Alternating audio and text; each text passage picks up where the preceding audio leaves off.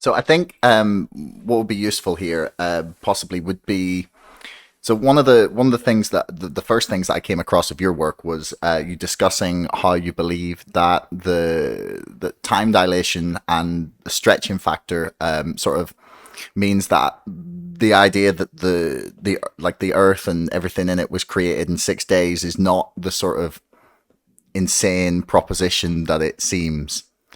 Would you mind talking me through that a little bit more? Just because Would I mind? yeah, Then someone said to me they could wake me up at 2 in the morning. Because it's not that I believe it; it's the fact. It's the fact from the text. It's all text based, and although the calculations are totally mine, the concepts that lead from based on these facts go back. Well, the Tanchum would be 1,800 years, and Nachmanides would be about 800 years. So it's way before dinosaurs were a problem in cavemen. And the whole key is perspective. The key of perspective, in fact, and it's totally based on, from the science point of view, on redshift. First we have to get to the idea that there are two perspectives in the Bible. The Bible says in 6 days the Lord made the heavens and the earth. And it gives Genesis chapter 1, goes through the days. But that's from a perspective of the Bible looking forward. How do we know that that's the Bible looking forward? And that's not my idea. Again, Nachmanides about 800 years ago, but others before him pointed this out. As the Bible numbers the days, because of these 6 days, a bunch of things happen, and then it says, and there's evening and morning, and then the day is numbered. More things happening.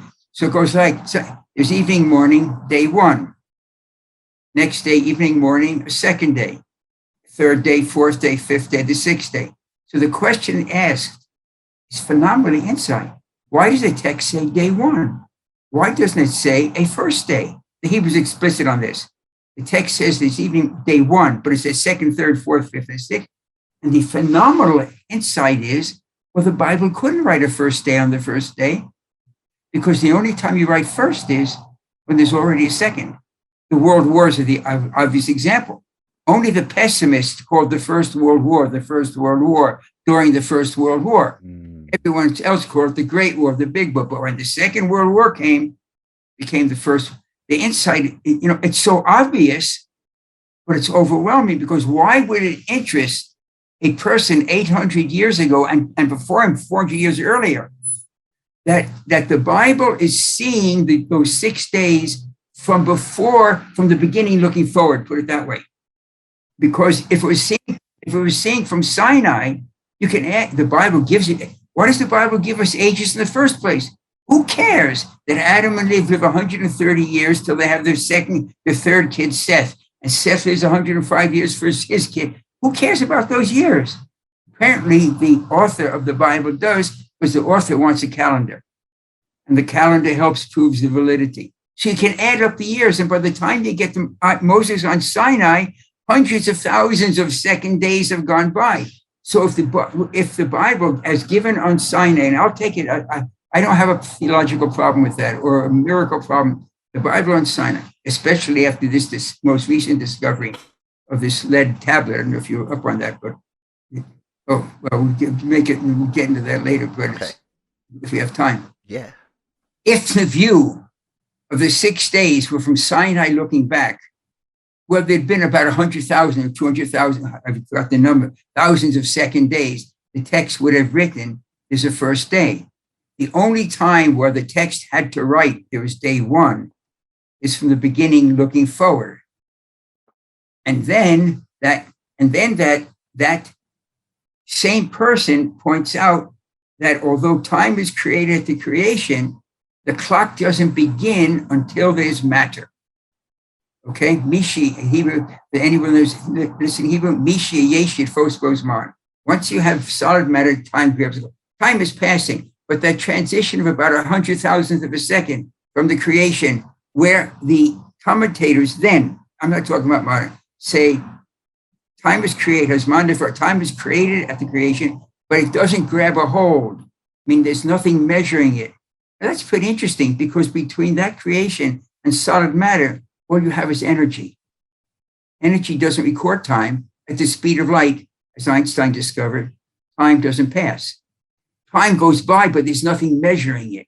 You can't measure time with a light beam, because it would. If you had a clock and a light beam, it would zero all the time. Mm-hmm. So so if we take that, I'm probably getting too deep, but I just want to make it. No, I'm following. Don't worry. Okay, from the first forms of matter, which would be, what's the first forms of matter? Protons. Protons are the first step because electrons don't define matter. Protons. If I say one proton, I'm saying hydrogen. I say 6 protons, I'm saying carbon. 8, I'm saying.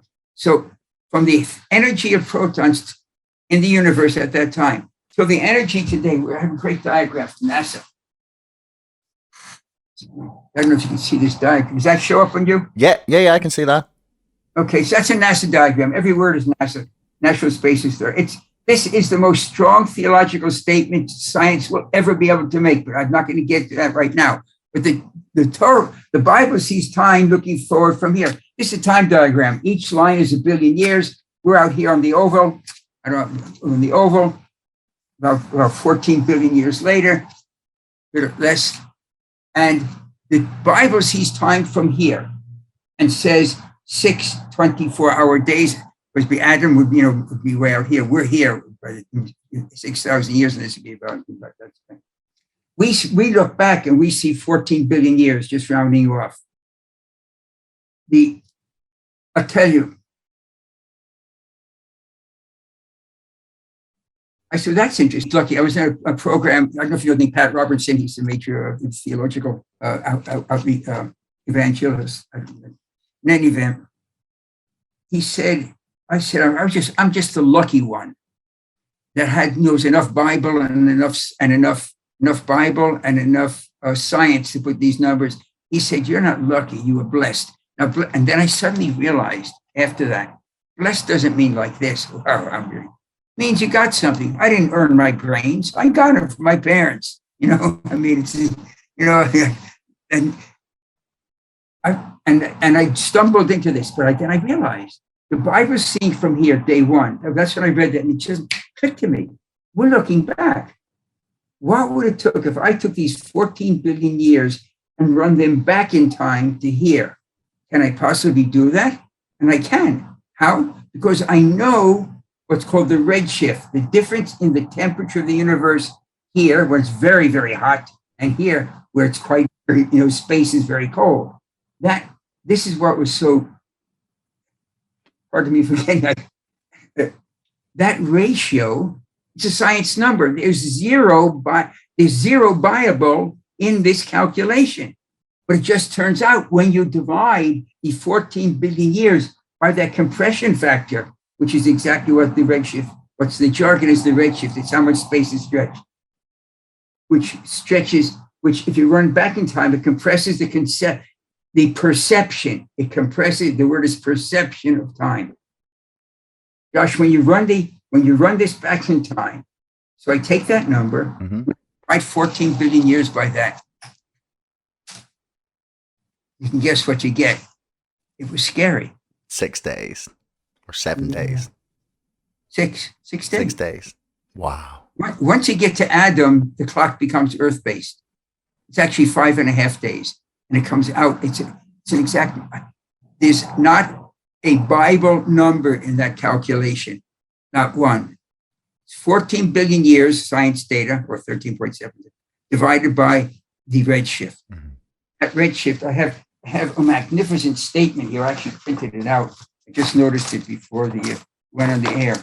And it's by Peebles, his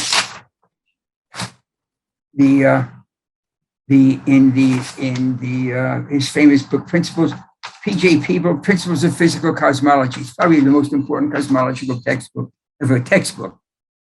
It's standard procedure. I'm just going to read. It's standard procedure to label an epoch of the universe by the expansion factor, the redshift, the ratio of the wavelength as it was emitted to how it's observed. The standard interpretation of the redshift as an effect of the expansion of the universe predicts that the same factor applies to observed rates of occurrence of events.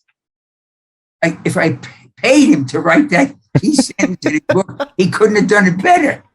And it's not a trick. And that calculation is my second book, The Science of God. In the first book, Genesis, the Big Bang, we talked generally. When I wrote the first book, I had not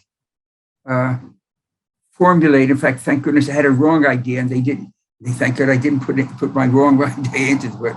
But anyway, that's in the first book. I talk generalities. The second book, The Science of God, goes through day by day, and it's all science. So, age of the universe, dinosaurs, Homo sapiens sapiens before Adam, all fine. The switch comes about little bit less than 6,000 years ago, and the British Museum dates it. The British Museum. Oh, where are you? I'm in London. Okay, we may be in London. Oh, I'd love to meet you. Yeah, that'd be fantastic. Barbara takes every few years. Barbara takes two of our grandchildren when they're returning bar mitzvah, bat mitzvah, to London as a trip. Oh, lovely. So it'll be later. I have to keep this in mind later in the year. But if you get over to the British Museum, and you go to the Mesopotamian room, there you will see a plaque on the wall of the first cities. It gives a date. It is essentially the biblical date for Adam. I met the curator. No, I know I spoke with him, but I don't remember if it was by internal phone or being face to face. No mention of Adam, no mention of soul, no mention of Homo sapiens, nothing. The exhibit describes a major change in civilization for which the curator is the British Museum, has no explanation. Not a population explosion, but suddenly large cities appear. I mean, suddenly, we're talking about a 100-year span here. The first large cities. It gives a date. The date matches exactly as if Adam gets this, what's called the neshama. They were Homo sapiens sapiens before Adam, lots of them. But one of them gets everyone has a nefesh, the soul of Adam. We have a nefesh, but on top of that, we have a neshama, the soul of human life. All humans have it, and the date is given because you can add up the calendar, and it matches the British Museum's date for the first cities. This is not a joke. No, it's fascinating. I hope if you're walking around London, and maybe the exhibit is still on, it's in the Mesopotamian room, and it's called the earliest cities. So that's two ends of the dating. When you have Adam up here, back here we have the 6 days. Josh? Yeah, I'm just looking at the British Museum to see if they have the gallery up, the thing still open. Oh. I don't know if the same one. Anyway, I'll look at that later. The exhibit is called The Earliest Cities. And I'm just curious. I'm going to have to go have a look at it. Okay. Anyway, it's really, they say about 3,500 years ago, which is 5,500 years ago, 3,500 BCE, or it'll be 5,500 years ago. And Adam is 300 years earlier. The neshama changes near the first cities. But what was amazing is that the curator said, we have no understanding. Why this happen? I said, population? He said, no, it wasn't population. That goes back to farming, back 11,000 years. And once you have farming, populations can grow. You're not hunter-gatherer, you can have more kids, etc. Thanks for making it all the way to the end of the video. Don't forget to like, share, subscribe, and leave a comment for us in the comments below.